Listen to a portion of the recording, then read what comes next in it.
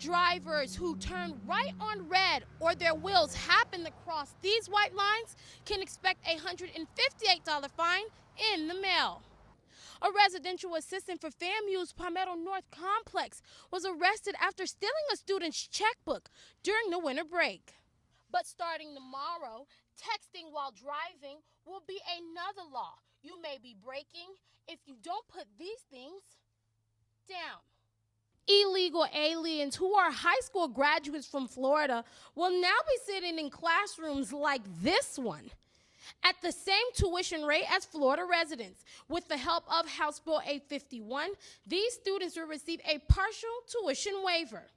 For News 20 at 5, I'm Kethlene Jean-Jacques.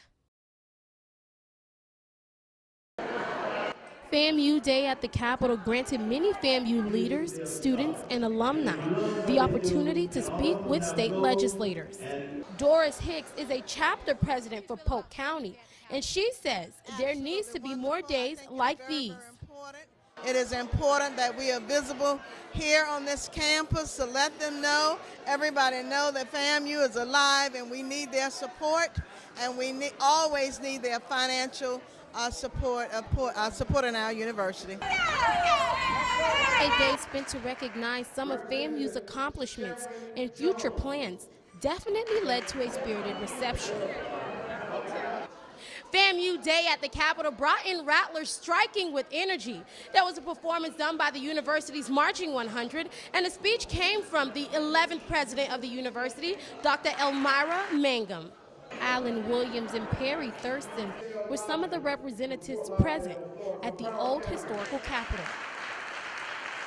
Many rattlers couldn't keep calm after seeing the band's lively performance. That was absolutely fabulous. I am just so glad. Ooh, awesome. Of course, the Marching 100 is always the best. Oh, I love FAMU Band. I've watched them since I was little, so every time I'm team bands. For News 20 at 5, I'm Kethlene Jean-Jacques.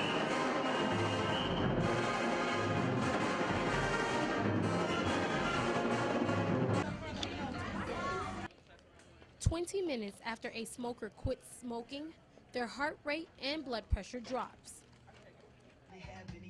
FAMU kicked off the Great American Smokeout Day, aiming to help smokers take a closer step to quitting. Marcia Dukes with the Big Bend Area Health Education Center suggests smokers not to think of their first step as their last cigarette. We also provide a couple months of nicotine replacement therapy, so you just don't have to stop cold turkey. According to cancer.gov, cigarette smoking causes an estimated 443,000 deaths each year. Approximately 49,000 deaths are due to exposure to secondhand smoke. Allied Health Science student Shaquita Ridgway says being aggressive to quit smoking helps with the complications smoking can contribute to the lungs. A lot of people think it's just smoking, there's secondhand smoking, there's hookah, and there's different avenues of affecting the lungs. So we do want to educate about the dangers and how it affects. Great American Smokeout has dedicated the third Thursday each year in November to help smokers get closer to quitting.